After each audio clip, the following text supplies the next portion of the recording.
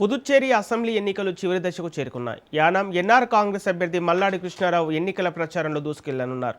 25 ఏళ్లు ఎమ్మెల్యేగా యానాం ప్రాంతాన్ని ఎంతో అభివృద్ధి చేసినట్లు మల్లాడి కృష్ణారావు తెలిపారు.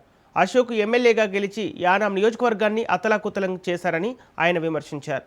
యానాంలో తిరిగి గెలుస్తామంటున్న మల్లాడి కృష్ణారావుతో మా కాకినాడ ప్రతినిధి సిద్ధు ఫేస్ టు ఫేస్. యానాంలో రాష్ట్ర అసెంబ్లీ ఎన్నికలైతే 2 రోజులతో ప్రసారం ముగియడంతో రేపుతో ప్రసారం ముగియడంతో పోటాపోటీగా అయితే ఎలక్షన్ ప్రచారం చేస్తున్నారు. అయితే గతంలో అభివృద్ధి చేస్తాను, ఈసారి కూడా అవకాశం వస్తే మరింత యానాన్ని అభివృద్ధి చేస్తాను. మల్లాడి కృష్ణ గారితో మాటలు తీసుకున్నారు. శాసన గారు గతంలో మంత్రిగా పనిచేస్తారు, తర్వాత ఇప్పుడు 3-6 సార్లు ఎమ్మెల్యేగా పనిచేశారు. ఈసారి అవకాశం వస్తే నేను 5 సార్లు ఎమ్మెల్యేగా చేశాను కంటిన్యూగా. ఒక ఎలక్షన్ లో సీఎం గారిని ఇక్కడ పెట్టి గెలిపించాను, ఒక సీఎం అని. 3 సార్లు మంత్రిగా ప్రమాణ స్వీకారం చేసి 3 సార్లు చేశాను, 2 సార్లు చైర్మన్ గా చేశాను.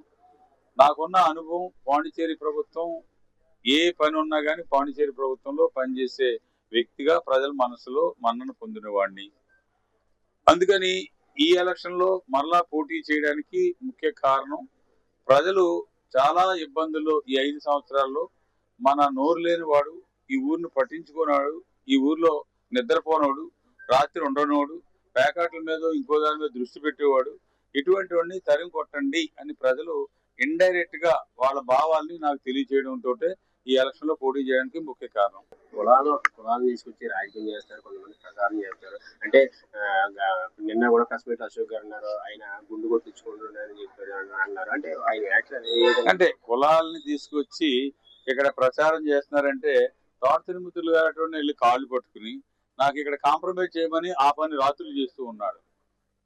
ఏంటి కుల రాజకీయాలు ఏం చేస్తున్నానా, ఎవరన్నా నాకు కాంప్రమైజ్ చేయండి, ఉన్న క్యాండిడేట్లు తగ్గించడానికి ఎవరి దగ్గర వెళ్ళానా నేను వెళ్ళను.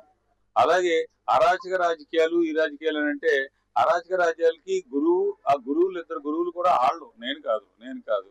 అరాచక రాజకీయాలకో దేనికో నా దగ్గర అటువంటి దానికి తావే లేదు. అలాగే వీరు లేనిపోని మాటల్ని చెప్పి ప్రజల్ని తప్పుడు రూట్ లో నడిపించాలన్నది ఇతని నైజం.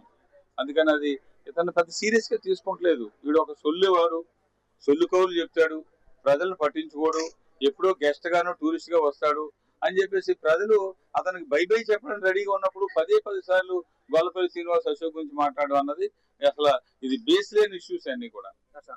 శతాబ్ది కాలం పాటు మీరు రాజకీయంగా చాలా ప్రస్థానం సీనియర్ ఎమ్మెల్యేగా ఉన్నారు, ఇప్పుడు కూడా మళ్ళీ పోటీ చేస్తున్నారు. అంటే ఎన్నికలు మీకు చివరికి వచ్చారు మళ్ళీ గతం 3.5 శతాబ్దాలుగా 36 సంవత్సరాలు పైబడి ఈ రాజకీయాల్లో ఉంటూ ప్రజా జీవితంలో ఉంటూ ప్రజాసేవ చేస్తున్నాను.